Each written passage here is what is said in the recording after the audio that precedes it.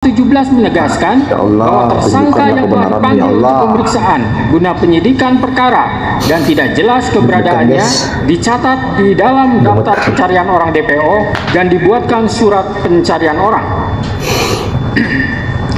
Menimbang bahwa setelah hakim mencermati semua bukti dari termohon, tidak ada satupun bukti adanya surat panggilan yang dilayangkan oleh termohon kepada pemohon, sehingga pemohon tidak mengetahui dirinya masuk ke dalam daftar pencarian orang DPO.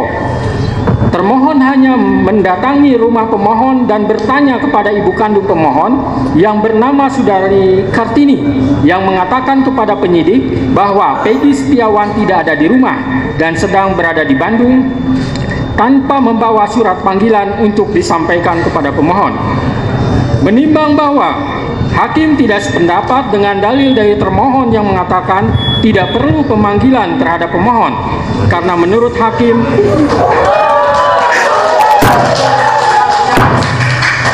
jangan ditanggapi dulu ya sebelum selesai baca putusan. Kayaknya bebas ini guys, kayaknya bebas. Saya lanjutkan.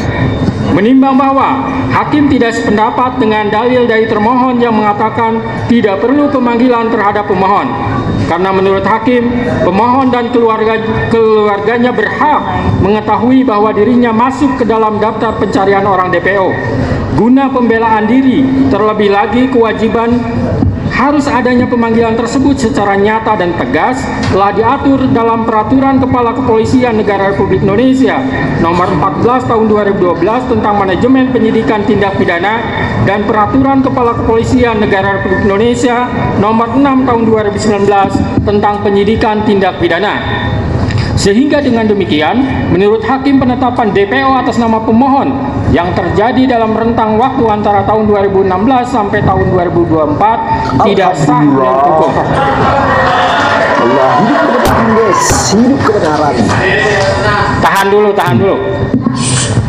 Menimbang bahwa selanjutnya hakim akan mempertimbangkan terkait penetapan tersangka berdasarkan surat ketetapan nomor Estap garing 90 garing 5 Romawi garing Res 124 garing 2024 garing Diskreskrimum tanggal 21 Mei 2024 atas nama Peggy Setiawan adalah sah atau tidak. Menimbang bahwa pemohon mendalilkan menurut pemohon prasa bukti permulaan yang cukup dan bukti yang cukup dalam pasal 1 angka 14 patut diduga, pasal 17 dan pasal 21 ayat 1 KUHP harus ditafsirkan sekurang-kurangnya minimal 2 alat bukti serta berlandaskan kepada pasal 184 KUHP disertai pemeriksaan calon tersangkanya, kecuali tindak pidana yang penetapan tersangkanya dimungkinkan dilakukan tanpa kehadiran absensia. Artinya sebelum Peggy Setiawan ditetapkan tersangka, maka termohon memiliki kewajiban hukum untuk melakukan klarifikasi terlebih dahulu pada pemohon. Menimbang bahwa terkait dalil pemohon, termohon dalam jawabannya pada halaman 27 sampai 28 yang pada pokoknya menegaskan bahwa penetapan tersangka yang dilakukan oleh termohon sudah memenuhi syarat-syarat sebagaimana dimaksud dalam A. Pasal 1 angka 14 Undang-Undang Nomor 8 Tahun 1981 tentang hukum acara pidana menyebutkan bahwa tersangka adalah seseorang yang karena perbuatannya atau keadaannya berdasarkan bukti permulaan patut diduga sebagai pelaku tindak pidana. B. Putusan Mahkamah Konstitusi Republik Indonesia Nomor 21 garing PUU 12 Romawi garing 2014 tertanggal 16 Maret 2015 yang dalam amar putusannya menyatakan prasa bukti permulaan yang cukup dan bukti yang cukup sebagaimana ditentukan dalam pasal 1 angka 14, pasal 17 dan pasal 21 ayat 1 Undang-Undang Nomor 8 Tahun 1981 tentang Hukum Acara Pidana, Lembaran Negara Republik Indonesia tahun 1981 Nomor 76 tambahan Lembar Negara RI Nomor 3209 tidak mempunyai kekuatan hukum mengikat sepanjang tidak dimaknai bahwa bukti permulaan yang cukup dan bukti yang cukup adalah minimal 2 alat bukti yang termuat dalam pasal 184 Undang-Undang Nomor 8 Tahun 1981 tentang Hukum Acara Pidana. bahwa dengan sudah terpenuhinya syarat formil dan material terhadap penetapan tersangka Peggy Setiawan alias Peron, maka secara yuridis tindakan termohon akuo adalah sudah sesuai dengan prosedur hukum. Menimbang bahwa sebagaimana dalil pemohon yang telah dibenarkan oleh termohon dihubungkan dengan bukti P9, T33, T34, dan T67 telah terbukti bahwa pemohon ditetapkan sebagai tersangka berdasarkan surat ketetapan tersangka nomor S-TAP garing 90 garing 5 Romawi garing Res 124 garing 2024 garing Diskres Krimum tanggal 21 Mei 2024. Selanjutnya pemohon telah diperiksa sebagai tersangka sebagaimana berita acara pemeriksaan tersangka Peggy Setiawan alias Peron tertanggal 22 Mei 2024 dan tanggal 12 Juni 2024. Menimbang bahwa dari bukti P9, bukti T33, T34, dan T67 tersebut telah terbukti pemohon ditetapkan sebagai tersangka pada tanggal 21 Mei 2024 dan baru diperiksa sebagai tersangka besoknya pada tanggal 22 Mei 2024 dan dilanjutkan tanggal 12 Juni 2024. Menimbang bahwa hakim tidak sependapat dengan dalil termohon dan ahli dari termohon yang berpendapat untuk penetapan tersangka hanya dengan bukti permulaan yang cukup dan bukti yang cukup adalah minimal 2 alat bukti serta tidak harus adanya pemeriksaan calon tersangka terlebih dahulu. Ini bebas guys, pasti bebas guys. Hidup Menurut kebenaran. hakim, penetapan tersangka tidak hanya dengan bukti permulaan yang cukup dan bukti yang cukup adalah minimal 2 alat bukti, tetapi juga harus diikuti adanya pemeriksaan calon tersangka terlebih dahulu. Karena hal tersebut sudah jelas dan tegas termaktub dalam putusan Mahkamah Konstitusi nomor 21 garing PUU 12 Romawi garing 2014 tertanggal 16 Maret 2015 telah memberikan syarat tambahan bahwa selain 2 alat bukti harus dilakukan pemeriksaan terhadap calon tersangka terlebih dahulu. Di mana dalam pertimbangannya Mahkamah Konstitusi menyebut menimbang bahwa pemeriksaan calon tersangka walaupun tidak dicantumkan dalam amar putusan melainkan dibunyikan dalam pertimbangannya, akan tetapi putusan Mahkamah Konstitusi tersebut bersifat final dan mengikat, maka sepatutnya isi putusan seluruhnya harus dipatuhi terlebih lagi oleh penegak hukum.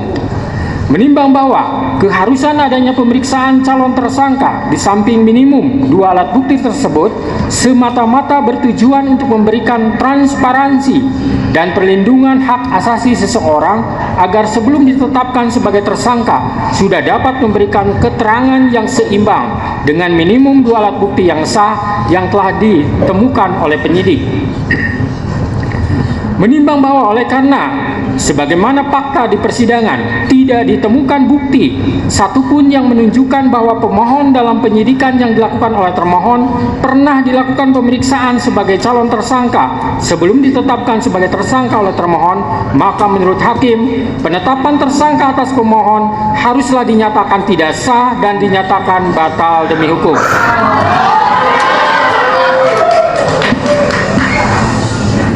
Menimbang bahwa oleh karena penetapan pemohon sebagai tersangka didasarkan pada penyidikan yang tidak sah, maka seluruh tindakan termohon terhadap pemohon menjadi tidak sah. Dengan demikian,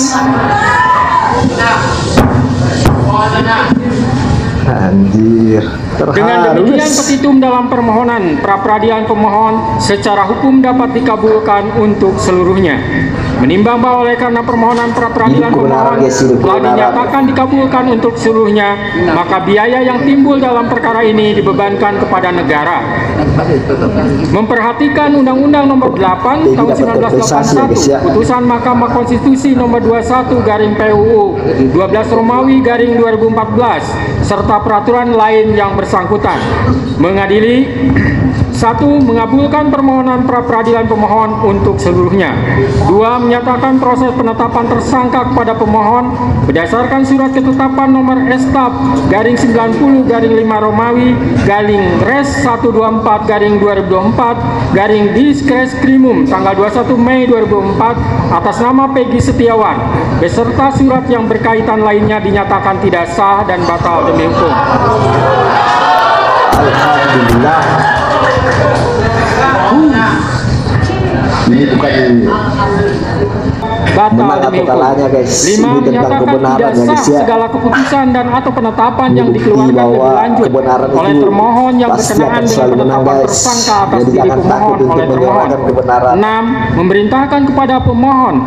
Memerintahkan kepada termohon untuk menghentikan penyidikan terhadap perintah penyidikan kepada pemohon. 7. Memerintahkan kepada termohon untuk melepaskan pemohon dari tahanan.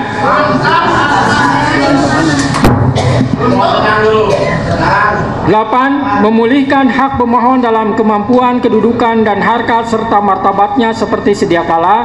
Dan 9. Membebankan biaya perkara kepada negara. Demikianlah diputus pada hari ini Senin, tanggal 8 Juli 2024 oleh Eman Sulaiman sebagai Hakim Tunggal berdasarkan penetapan Ketua Pengadilan. Putusan tersebut Alhamdulillah, guys. Putusan tersebut diucapkan dalam persidangan yang terbuka untuk umum pada hari Pak ini Hakim. oleh hakim tersebut dengan dibantu Hidup oleh kebenaran, Muhammad guys. Al-Ata sebagai panitera pengganti pada PN Bandung dengan dihadiri oleh kuasa pemohon dan kuasa termohon. Demikian putusan sudah dijatuhkan. Intinya permohonan pra-peradilan dari pemohon dikabulkan. Alhamdulillah, guys. Hidup kebenaran. Nah, itulah, guys. Sidang pra-peradilan Peggy terbukti Peggy Setiawan tidak bersalah, guys.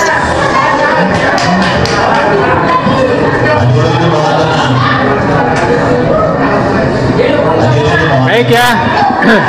Baik, dengan telah dibacakannya putusan tersebut, maka perkara pra-peradilan atas nama Saudara Peggy Setiawan selesai dan sidang dinyatakan ditutup.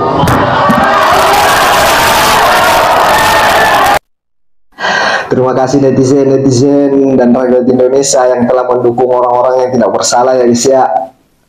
Tanpa dukungan kalian, keluarga Peggy, pengacara Peggy tidak akan semangat ini untuk membawanya ke sidang pra-peradilan, ya, guys, ya. Ini membuktikan bahwa kebenaran itu pasti akan muncul, guys. Ya, alhamdulillah saya banyak mengucapkan terima kasih kepada seluruh netizen yang mendukung anak saya. Saya juga sebagai seorang ibu, emang anak saya tidak bersalah. Anak saya tidak melakukan kejahatan apapun. Anak saya hanya hidupnya mencari uang kerja untuk menafkahi anak adik-adiknya, itu aja.